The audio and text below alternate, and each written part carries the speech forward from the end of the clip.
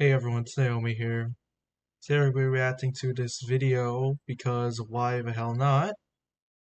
Called World War II from Sweden's Perspective by the Armchair Historian. Now, I'm a bit of a history nerd. I know a lot about this, well, not about this subject specifically, but about some of the things in World War II. But let's just get into this video, why don't we?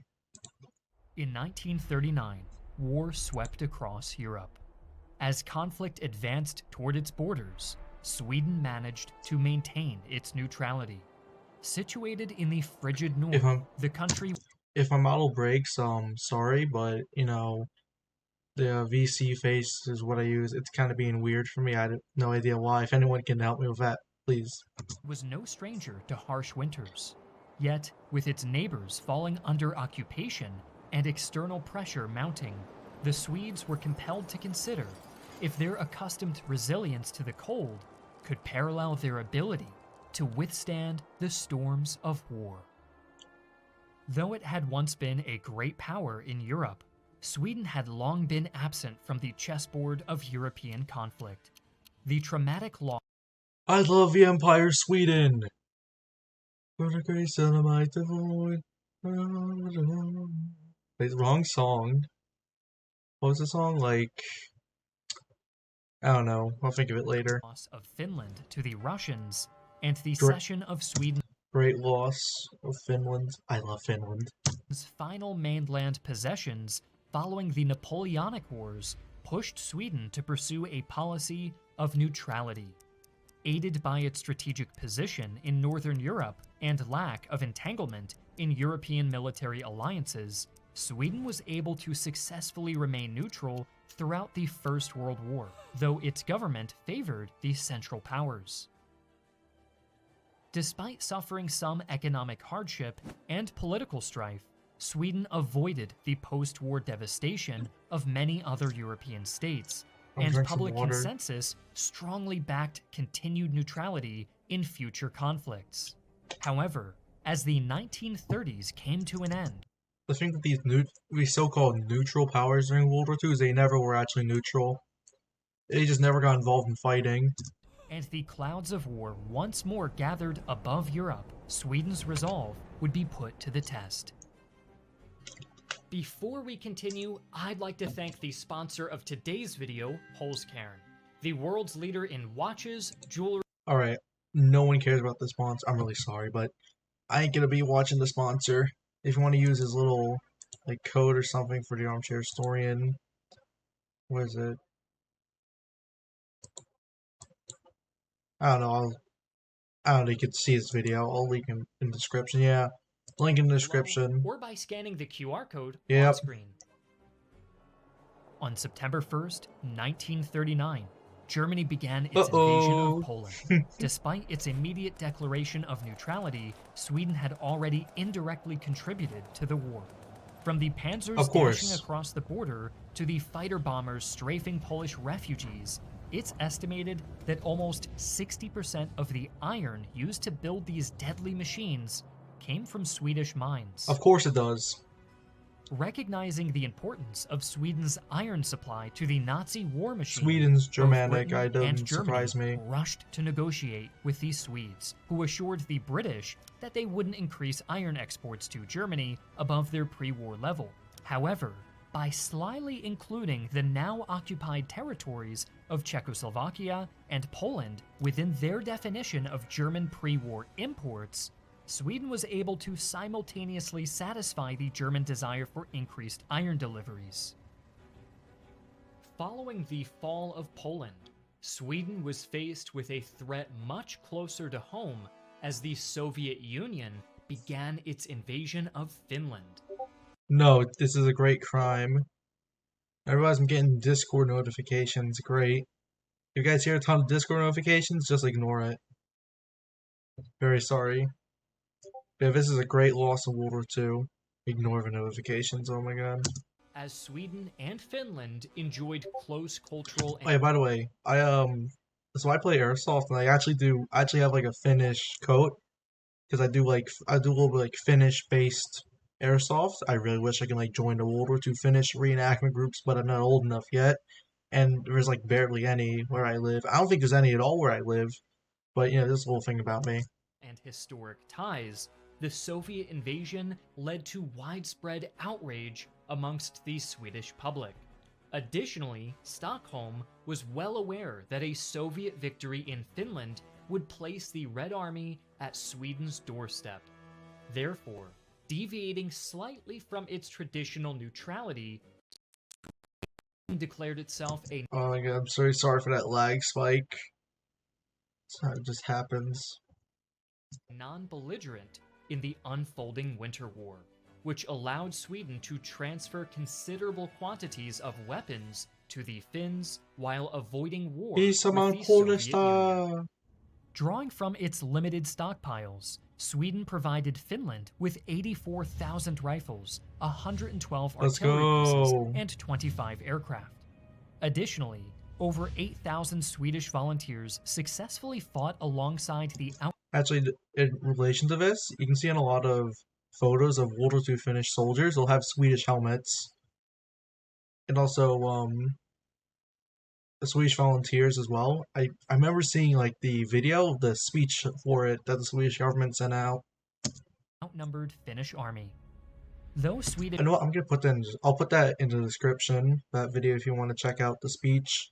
aid helped prevent Finland's complete collapse, the tiny Nordic nation was still forced to yield to Soviet territorial demands in a Swedish brokered peace deal.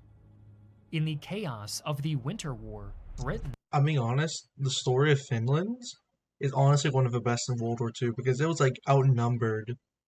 Like it only had like I believe less than 100,000 to like a million or like millions of Soviets, and they basically won. I'd say they won, even though they lost in the end.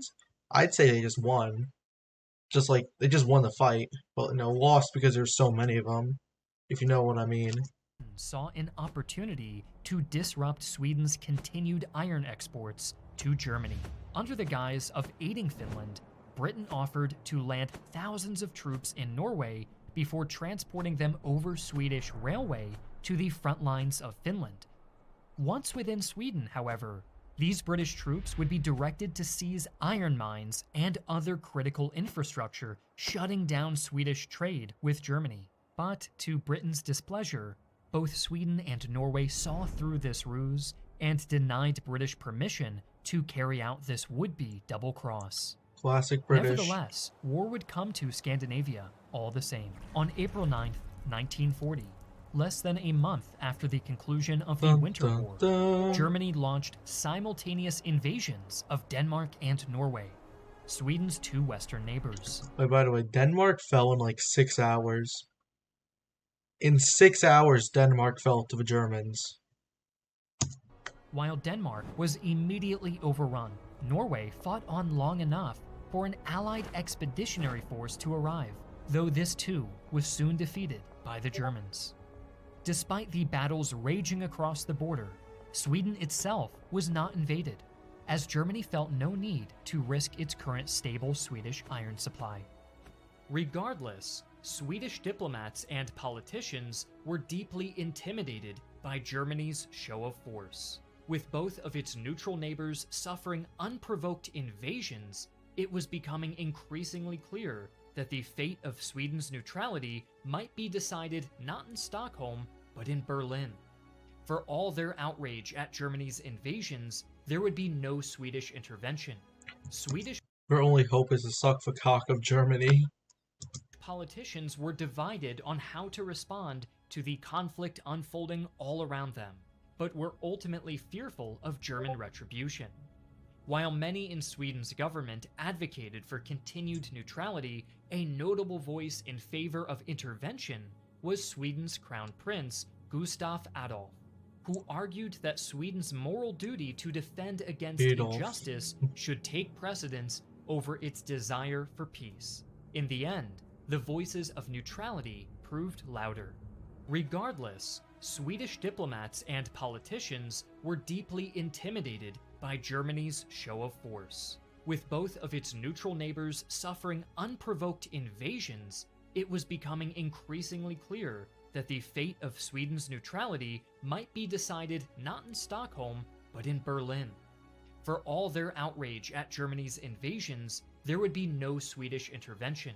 Swedish Their only hope is to suck the cock of Germany.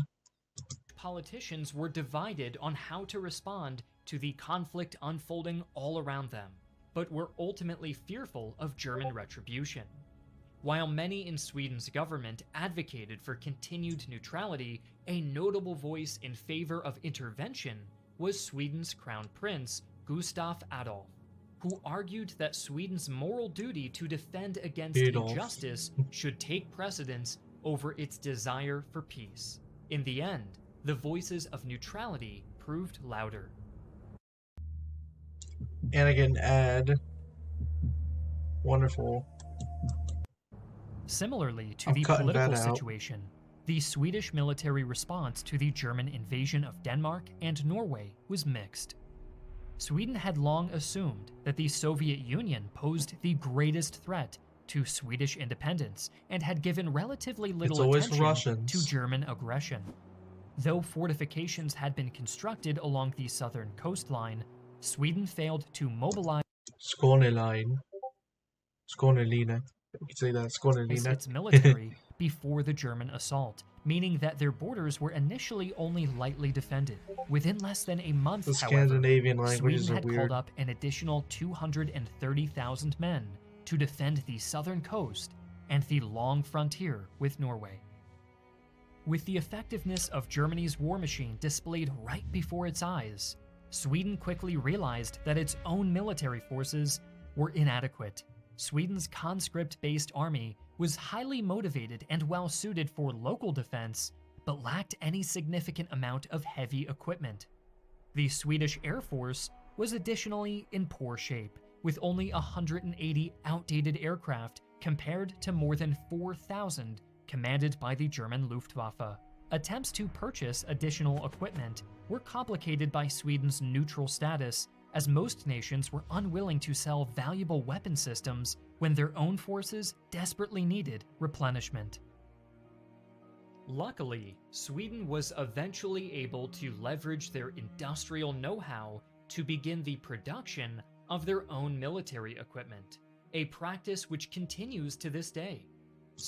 Good. I think every country should do that. You need to produce your own stuff. Stop relying on other countries to defend you and to keep your military afloat. Slowly, resources poured into national rearmament, but it would still take years for Sweden's anticipated resistance I'm really not good at against reacting. Germany to be measured in months rather than weeks. On the economic front, Sweden also found itself on the back foot, with a vengeful Finland joining Hitler's war against the Soviet Union to reclaim lost territory. Sweden became completely surrounded by the Axis. Yeah, that's so the thing with Finland, yeah, is they weren't actually Finland wasn't actually a Nazi sort of country or anything or fascist. They only cared about getting revenge on the Soviets. That's why a lot of people in the Finnish joined the Finnish SS and well, maybe not, I don't know, the Lithuanian SS, I think, or the Latvian SS, I don't know. And a lot of people joined those things to get revenge on the Soviets, even though they did pretty bad stuff. Making matters worse, a German blockade cut Sweden off from its western trade routes and confined its economic activity to the Baltic. Though Sweden had stockpiled resources, it was forced to rely on trade with Axis-aligned nations for many of its most important Romania. goods. Eventually, Sweden was able to negotiate safe passage. Wait, if you guys didn't know, Romania is also in the Axis. Because of course they are, I mean, it's your only way to survive, honestly. Same with Hungary. A lot of the countries that are in the Axis, a lot of them, the smaller countries in the Axis, like Finland, Romania, Hungary, a lot of them were in it mainly for survival. At least I think they were. Correct me if I'm wrong. Through the Atlantic for several ships a month, allowing for the import of vital resources from the West. Yeah. However, this lifeline would be continually threatened by both Britain and Germany. With their relative vulnerability early in the war, Sweden felt forced to acquiesce to a series of unsavory German demands. Immediately following the fall of Norway, Germany successfully pressured Sweden into allowing the passage of off-duty German soldiers through Sweden on their way to occupation duty in Norway.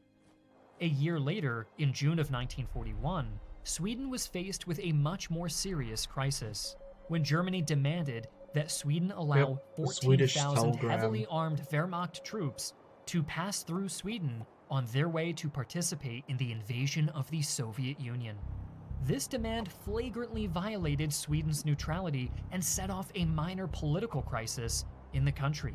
Eventually, it was decided to grant the German troops passage, but it was made clear that this would be a Smart one-time idea. exception. Yeah. In July, when Germany again requested to send armed troops through the country, Sweden refused. Nevertheless, in the opening months of Operation Barbarossa, Sweden allowed 75,000 tons of goods to be transported to Finland to facilitate their participation in the war against Wait, couldn't we just go through Norway? Or I think that would be too far north. the Soviet Union. On the return trip through Sweden, these trains evacuated wounded German personnel. The Swedish public's attitude toward Germany during the Second World War was complex. On one hand, many argued that Sweden had gone too far in its accommodation of German demands. But, on the other hand, cultural and political ties between Sweden and Nazi Germany remained quite strong. Openly fascist sympathies were quite rare in Sweden, though some 200 Swedes did serve in the Waffen-SS. However, Doesn't surprise most me. Swedes did not equate affinity for Germany with Nazism, and there was some sense of normalcy between the two countries. But as Sweden was soon to find out, there was nothing normal about Germany's plans for Europe. Like most of the world, Swedish officials had reacted with relative indifference to Germany's initial persecution of Jews. Following Germany's early annexations, immigration laws were tightened to prevent Jewish refugees from fleeing to Sweden, and there would even be some demonstrations against the import of Jews. However, I remember in like 4th grade reading a book about like Jews during World War II having to go to Sweden. I forget what it's called though, because that was like from 4th grade. when Germany began implementing its final solution in Norway, Sweden dramatically changed its approach to the Ethnic unfolding cleansing. Holocaust. Hundreds of Norwegian Jews were allowed to cross the Swedish border, and Swedish citizens expressed their disgust at Germany's genocidal policies. When Germany attempted to eliminate the Jewish population of nearby Denmark, Sweden declared that it would grant asylum to all Danish Jews who reached its shores, leading to a massive rescue effort that saved around 7,000 people, the vast majority of Denmark's Jewish community. Later in the war, Swedish diplomatic protection was extended to Jewish civilians all across Europe, with Swedish diplomats such as Raoul Wallenberg involved in aiding thousands more Jews from other European nations. Save the Sweden Jews. also became involved in militarily supporting its neighbors to a limited extent. Beginning in 1943, Sweden began arming and training thousands of Danish and Norwegian soldiers. Officially, these troops were advertised as police forces. Not so neutral but in anymore. reality, they were designed to move into Denmark and Norway at the end of the war, securing the countries until their respective governments could return from exile. In contrast to its proactive support of its occupied neighbors, Sweden insisted on its right to trade with Germany, even as it became clear that the tides of the conflict were shifting. With only intermittent access to the West, Sweden had come to rely on German-supplied coal to heat its homes and power its factories. In exchange for this coal, Sweden exported ores such as iron and mechanical components such as ball bearings. Ball bearings on in both particular sides. were crucial for the production of military vehicles, aircraft, and other machinery, highlighting the strategic importance of Sweden's Yeah, they're playing on both sides. They're playing smart. And that's what these neutral countries do. They aren't actually neutral.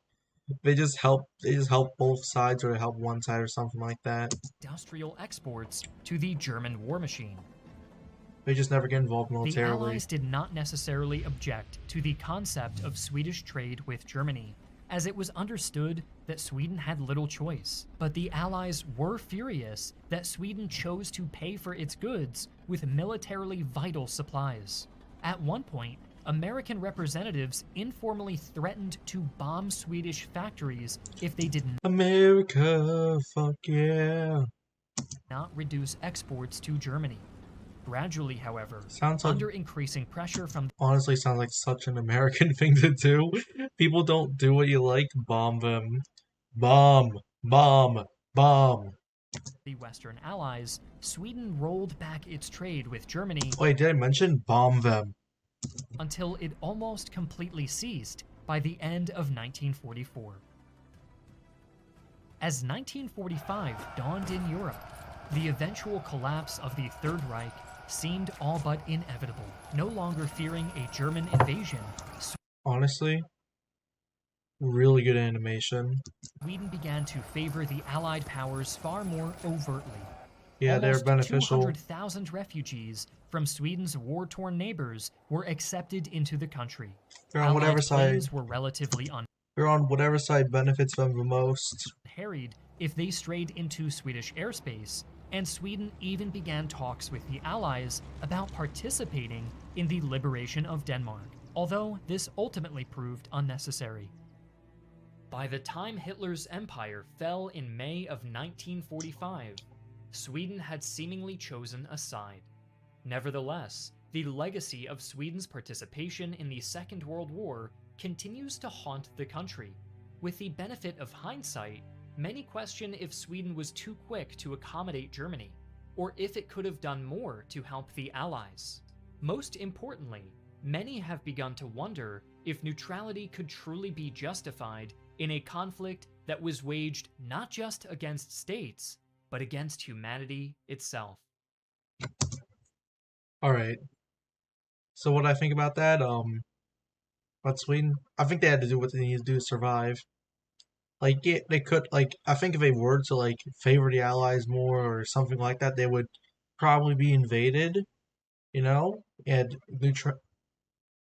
it's not war against states, it's war against humanity. Well, I'm being honest, they gotta look out for their own people first, so I completely understand that. No, I know probably a lot of people disagree with me, but you gotta look out for your own people first before you go out for other people, even if it's really bad. Because I think they knew that if they did anything, it wouldn't be to any effect, and they'd probably be, I'd say, invaded. Yeah, so it's a really good video. Please check out his channel, Armchair Historian. You know his little link right there for his stuff. You know. So thank you for watching, and I'll see you guys next time. Bye bye. Have a good night or day or whatever.